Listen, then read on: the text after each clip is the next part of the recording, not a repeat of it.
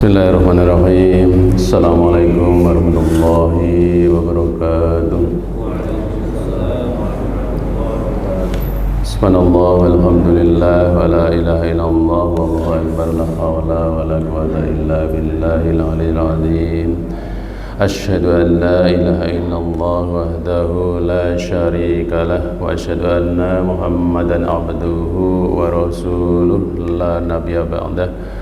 Allahumma sholli wa sallim wa barik ala Muhammad wa ala alihi wa ashabihi ajma'in. Qala Allah ta'ala fil Qur'anil Karim, a'udzu billahi minasyaitonir rajim. Bismillahirrahmanirrahim. Ya ayyuhalladzina amanu taqullaha haqqa tuqatih wa la tamutunna illa wa antum muslimun. Rabbi shrah li sadri wa yassir li amri wahlul 'uqdatam min lisani yafqahu qawli. Ma'asyiral muslimin, jamaah salat subuh yang insyaallah dirahmati Allah Subhanahu wa taala. Pada hari ini kita terakhir untuk tahun ini diperbolehkan makan siang, dan insyaallah besok pagi kita sudah dilarang untuk makan siang kecuali ada uzur tertentu. Dan malam nanti kita akan menyelenggarakan sholat tarawih insyaallah. Nah, sebelum kita memasuki hari Ramadan, maka tentunya ada beberapa hal yang ingin kami sampaikan agar Ramadan kita ini bisa menjadikan Ramadan yang sempurna sebagaimana yang dimaksudkan surat Al-Baqarah ayat 183.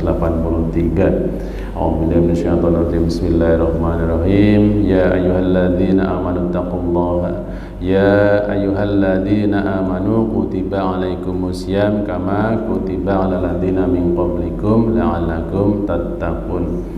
Jadi Allah di sana sebutkan dan panggil bagi orang-orang yang beriman untuk berpuasa. Nah, untuk berpuasa, tentunya Allah memerintahkan orang yang beriman berpuasa ini dengan maksud agar kita menjadi orang yang bertakwa. Jadi bukan semoga, tapi agar ya. Jadi kalau semoga itu kan berdoa, masa Allah berdoa, enggak mungkin. Jadi yang dimaksudkan adalah agar supaya bertakwa. Jadi dengan puasa itu diharapkan kita menjadi orang yang bertakwa. Nah, kita menjadi orang yang bertakwa, menjadi muttaqin. Ininya adalah bahwa dengan puasa kita bisa meninggalkan larangan-larangan yang Allah tetapkan, menjalankan perintah-perintah Allah yang Allah perintahkan, maka insya Allah kita menjadi orang yang bertakwa. Nah, jadi standarnya apakah puasa kita diterima atau tidak, maka standarnya adalah apabila setelah puasa nanti kita masih menjalankan maksiat, kita masih rajin bermaksiat, kita masih rajin meninggalkan sholat, maka itu tanda-tanda bahwa puasanya belum diterima dan puasanya masih belum seperti yang dimaksudkan oleh Allah Subhanahu wa ta'ala. Ini yang perlu kita perhatikan. Jadi kalau kita nanti setelah Ramadan, setelah puasa kita rajin untuk mengerjakan apa yang diperintahkan oleh Allah, maka itu tandanya puasa kita diterima oleh Allah Subhanahu wa ta'ala. Jangan STMJ, jadi sholat terus maksiat jalan. Nah, itu STMJ, sholat terus maksiat jalan. Ini yang tidak benar. Jadi yang benar adalah sholat terus maksiat tinggal, TSTMT. Nah, sholat terus maksiat tinggal, itu adalah menunjukkan bahwa iman kita, takwa kita sudah diterima oleh Allah, dan ini adalah yang menjadikan kita akan dicintai oleh Allah Subhanahu wa ta'ala. Lalu apa yang kita lakukan di dalam bulan Ramadan ini? Tadi sudah dibacakan ayatnya oleh Imam Ustadz Miftah, bahwa Allah berfirman di dalam surat Al-Baqarah 185, yaitu sahur Ramadan alladzi unzila fihil Qur'an hudal linnas. Nah, jadi pada bulan Ramadan itu Al-Qur'an diturunkan. Artinya di sini beberapa ulama mengatakan ada yang memaknai Al-Qur'an diturunkan sekaligus blek. Itu ayat dari Al-Fatihah sampai An-Nas diturunkan sekaligus. Ada yang mengatakan bahwa hanya sebagian yang diturunkan di bulan Ramadan. Allahu a'lam. Tapi yang jelas bahwa pada bulan Ramadan itu Allah menurunkan Al-Quran. Artinya apa menurunkan Al-Quran? Bukan menurunkan seperti mushaf atau yang kita pegang itu. Tapi itu adalah dibacakan oleh Allah kepada Jibril. Kemudian Jibril membacakannya kepada Nabi Muhammad SAW. Nah, Allah saja membaca Al-Quran pada bulan Ramadan. Gitu. Jibril membaca Al-Quran pada bulan Ramadan, kemudian diikuti oleh Nabi Muhammad SAW membaca Al-Quran pada bulan Ramadan. Jadi pada bulan Ramadan ini bisa disebut dengan bulan Syahrul Quran. Artinya bulan-bulan Al-Quran. Jadi manusia-manusia yang membaca Al-Quran pada bulan Ramadan, dia mengikuti Allah, mengikuti Jibril, mengikuti Nabi Muhammad SAW.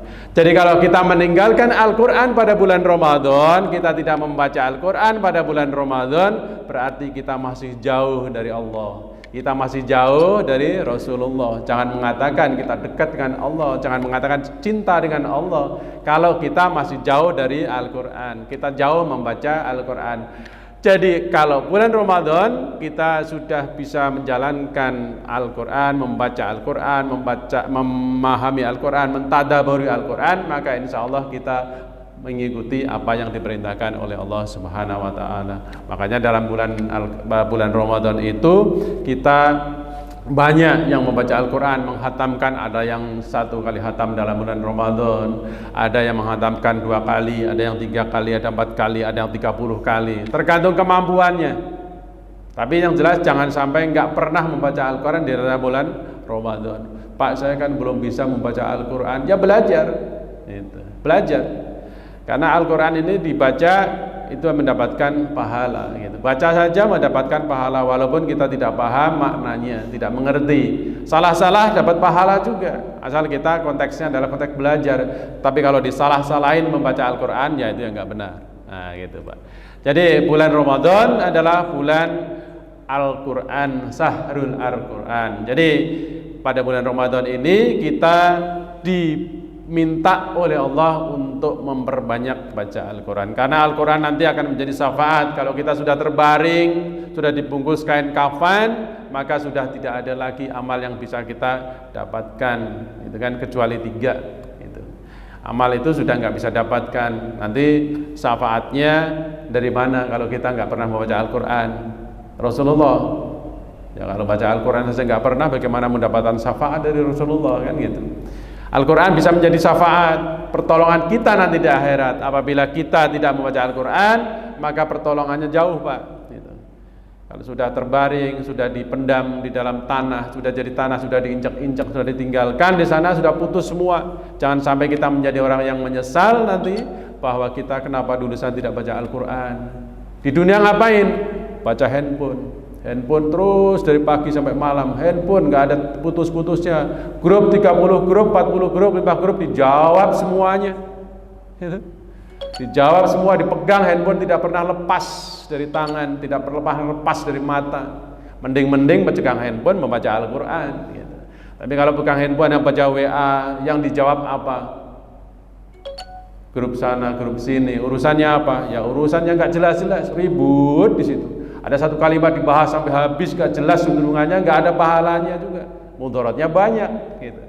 Ini banyak Pak, orang-orang memegang handphone ini bermanfaat atau tidak adalah tergantung diri kita. Kalau pegang handphone kita baca Al-Quran, kemudian ada ayat-ayatnya di sana, cari hadisnya, gak apa-apa Pak.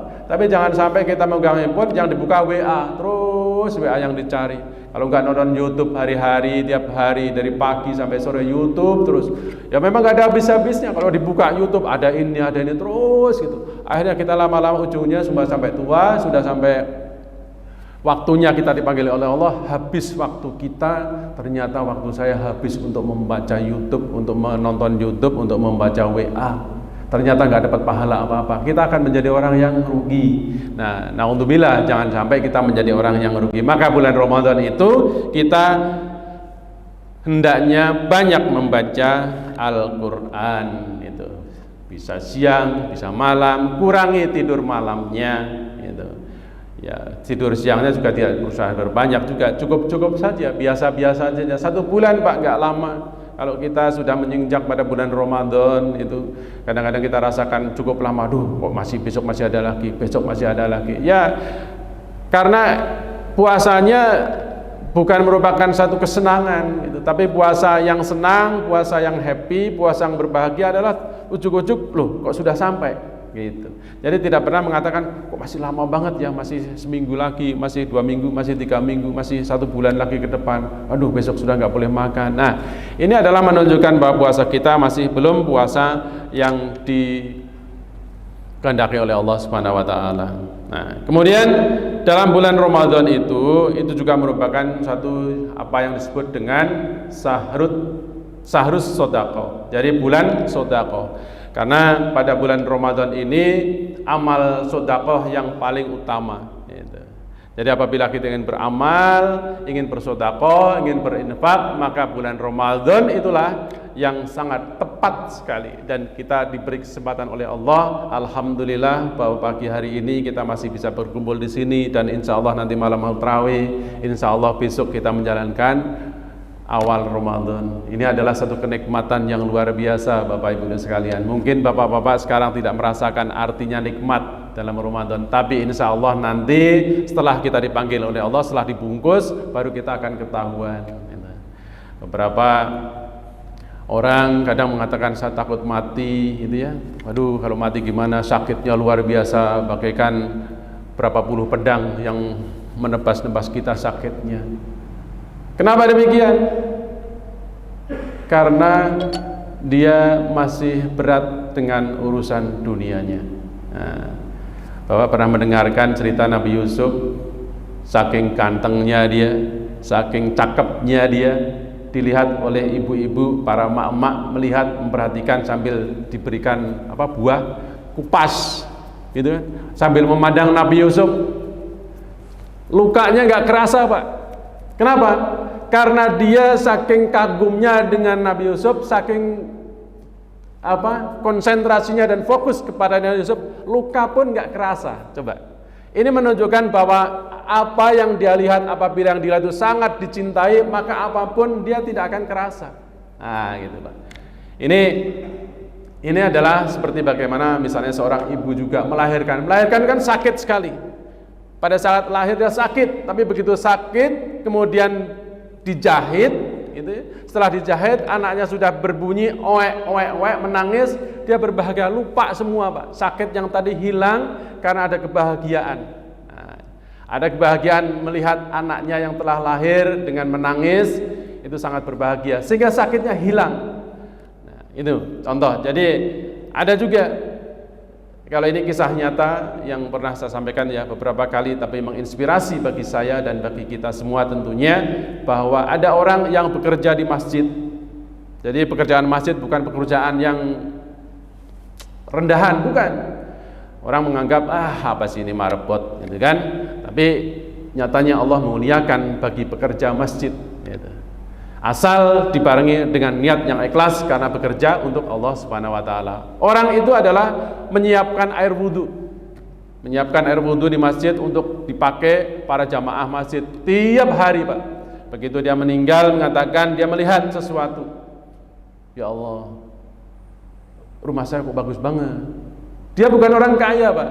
Dia bukan orang kaya. Tapi dia melihat, diberkati oleh Allah, bahwa saat hendak meninggal dia ditunjukkan rumah tinggal ke depannya akan dia tempati. Dengan melihat yang indah, yang lebih bagus dari apa yang dia miliki di dunia ini, maka dia insya Allah menjadi orang pada saat sakaratul maut tidak merasakan sakitnya sakaratul maut. Saking apa? Saking lupa dengan apa yang sudah ada di dunia ini, nggak ada artinya karena melihat sesuatu yang lebih bagus. Itu Pak. Jadi ini adalah siasat bagaimana kita bisa menjadi orang yang untuk menghindari sakit pada saat sakaratul maut dan untuk menghindari takut mati. Banyak orang mengatakan takut, memang takut Pak mati, tetapi bagaimana kita siasati agar mati ini tidak takut.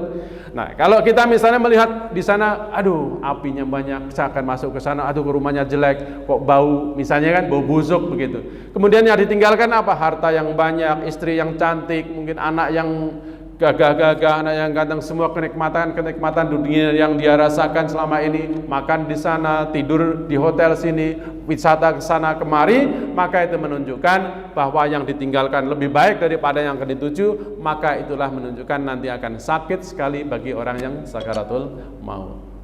Jadi ini adalah satu tips yang bisa kita lakukan agar apa yang kita miliki di dunia ini jangan rasa dimiliki di dalam hati, tapi milikilah di dalam tangan. Satu waktu barang-barang itu, harta itu, sesuatu yang ada di dunia ini bisa lepas dari kita.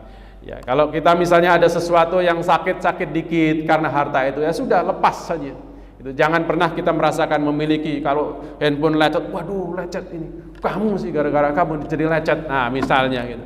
Nah kalau ini menunjukkan bahwa pemiliki harta itu adalah memiliki dengan hati. Jangan sampai memiliki dengan hati, karena suatu waktu akan lepas, dan apabila itu lepas maka kita akan menjadi orang yang sakit hati. Nah ini Rasulullah SAW bersabda, An Anas qila ya Rasulullah SAW, ayyus soddaqoti afdol. Jadi sodakoh mana yang paling afdol? Rasulullah SAW bersabda, sodakotun fi Ramadan.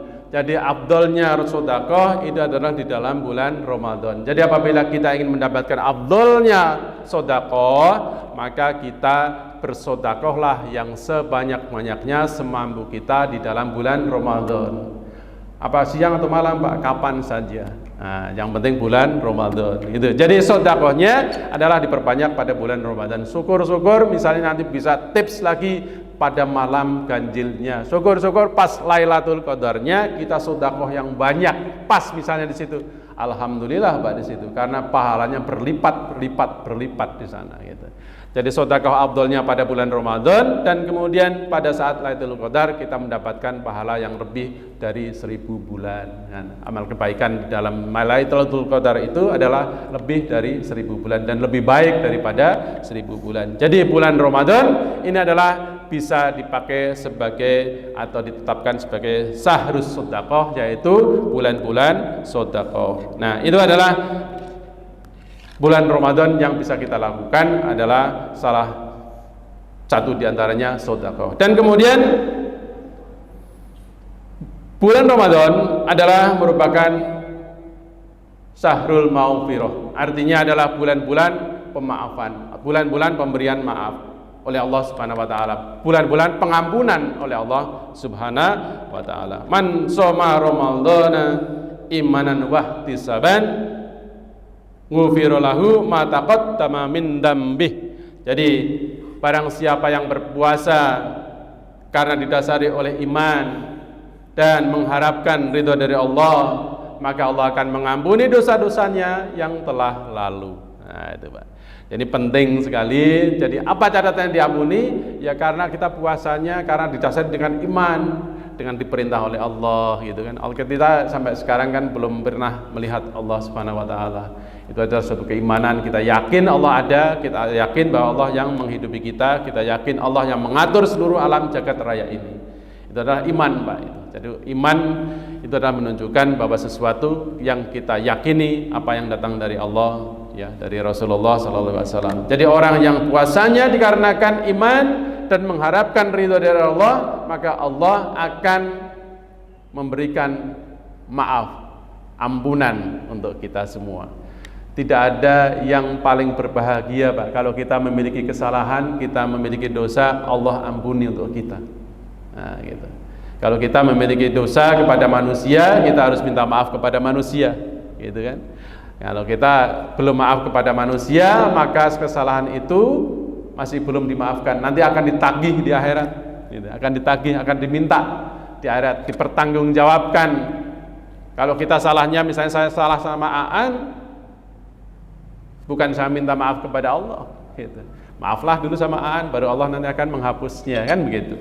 Jadi bukan kalau kita salah sama Aan kemudian mintanya sama Allah, ya Allah saya salah sama Aan, maafkanlah. Tapi Aannya sendiri tidak pernah memaafkan, nanti akan ditagih gitu.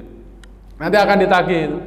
Jadi makanya kita di dalam bulan Ramadan ini, walaupun hadis itu adalah hadis dhaif ya, ada mengatakan bukan dhaif malah palsu, itu matannya palsu, mengatakan bahwa apabila ada orang yang sebelum bulan Ramadan tidak bermaaf-maafan, maka adalah orang celaka. Nah, gitu kan. Padahal maksudnya maknanya bukan begitu. Hadisnya, matannya, isinya bukan begitu gitu. Tapi ini adalah banyak disampaikan. Ya maaf-maafan itu boleh-boleh saja, tapi tidak harus di dalam sebelum bulan Ramadan. Kapan saja? Apakah sebelum Ramadan boleh bermaafan? Boleh saja, Pak. Tapi jangan diyakini bahwa itu adalah satu hadis atau yang berisi matanya seperti itu gitu. Jadi bulan Ramadan adalah merupakan sahrul maghfirah. Nah, itu. Yang terakhir adalah bahwa bulan Ramadan itu adalah merupakan sahrul tarbiyah, bulan tarbiyah, bulan pendidikan. Nah, bulan pendidikan di dalam bulan Ramadan. Apa pendidikannya? Kita diminta oleh Allah untuk mengendalikan hawa nafsu. Kalau kita bisa mengendalikan hawa nafsu kita, maka insya Allah itu akan menjadikan kita terdidik oleh Allah Subhanahu wa Ta'ala, dan kita akan menjadi orang-orang yang lebih bijaksana gitu. Makan itu adalah satu bagian orang yang kadang-kadang apakah kita bisa mengendalikan hawa nafsu atau tidak gitu kan. Saya ingin makan steak, makan. Saya ingin makan sate, makan. Saya ingin makan gado-gado, makan. Saya ingin pangan ini, makan. Terus dituruti hawa nafsunya, terus gitu. Tapi kalau kita mampu misalnya, ya, tapi kita bisa kendalikan, ya ingin makan gado-gado, ya ntar dulu dah gitu. Setelah makan enak, maka ambillah 3 piring, 4 piring, gitu kan. Nah, itu ikuti terus. Nah, tangki kita akan diisi terus barang-barang seperti itu yang menyebabkan, yang mengakibatkan bahwa kita nanti akan dikendalikan terus karena saking kenyangnya, maka kita akan jauh dari ibadah, malas, tidur gitu kan. Nah, kalau sudah begitu, maka orang yang mendekatkan diri kepada Allah itu adalah orang yang lapar, maka diajarkan puasa. Dengan puasa itu, maka Allah akan memberikan kesempatan kepada kita untuk dekat kepada Allah. Kita bisa melihat dan kita merasakan apabila kita lapar, Pak, kita cenderung untuk rajin beribadah. Kita cenderung tadi otaknya lebih jernih, lebih cerdas, lebih jelas gitu lah, lebih baik dibandingkan orang yang kekenyangan. Itu. Jadi orang yang lapar dengan orang yang kenyang nggak percaya, boleh dicoba, Pak. Besok insya Allah puasa ya, boleh dicoba. Apakah kita pikirannya jernih gitu atau tidak? Nah, ini boleh dicoba. Ya, ini adalah bisa bereksperimen begitu, buktikan bahwa apakah benar bahwa orang yang makannya kenyang, perutnya kenyang itu jauh dari Allah gitu. Ya, kalau memang bisa dibuktikan ya, berarti adalah benar kan gitu. Jadi ini adalah menunjukkan bahwa bulan Ramadan ini adalah bulan pendidikan. Allah disiplinkan kita. Kita di dalam bulan Ramadan ini pada saat berbuka puasa kita tunggu Pak, jam sampai azan. Ini mengajarkan kita, mendidik kita untuk disiplin. Jadi orang yang disiplin di dalam bulan Ramadan akan disiplin nanti ke depan. Belum azan kita tidak akan makan, itu disiplin. Tiap hari kalau kita sudah terbiasa demikian, maka insya Allah setelah bulan Ramadan kita akan menjadi orang yang disiplin, tepat waktu, sholat tepat waktu. Yang jelas bahwa yang sudah dilakukan pada bulan Ramadan ini yang bisa mengajarkan kita kepada tepat waktu adalah berbuka puasa, sholat tarawih, kan? Sholat maghrib. Nah itu biasanya begitu sholat maghrib, ya kecuali kalau sholat maghrib makan dulu, tunggu lepas waktu setengah jam, kemudian atau 45 menit, karena saking makan kenyang itu nunggu ini itu segala macam, baru kita melakukan sholat maghrib, ya itu lambat namanya gitu. Jadi bulan Ramadan adalah mendidik kita menjadi orang-orang yang lebih disiplin daripada yang sebelumnya. Apabila kita mampu memanfaatkan ini, maka insya Allah kehidupan kita ke depan akan menjadi lebih baik. Saya kira ini yang bisa saya sampaikan pada kesempatan menjelang bulan Ramadan ini, dan mudah-mudahan ini bisa mengajarkan kepada kita, memberitahukan kepada kita diberikan kemampuan oleh Allah dan kemauan di dalam menjalankan ibadah bulan Ramadan ini. Subhanakallahumma wa bihamdika asyhadu an la ilaha illa anta astaghfiruka wa atubu ilaik. Billahi taufik wal hidayah. Assalamualaikum warahmatullahi wabarakatuh.